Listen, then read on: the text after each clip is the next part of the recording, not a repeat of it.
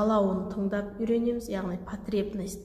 Олар ақылға қонбайтын, миыңызға кірмейтін потребность айтуы мүмкін, но сонда да оны тыңдауға тырысыңыз. Және өзінің өміріне өзі жауапты екенін айта беріңіз. Қандай да бір қателік жасауға жол беріңіз. Мейлі осыдан бастап, қазірден бастап майда қателіктерден үлкен өмірінде ол сабақ алады.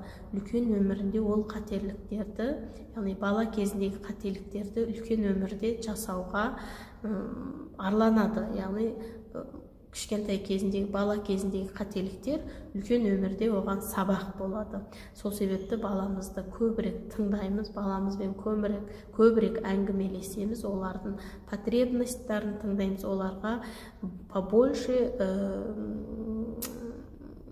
свобода береміз.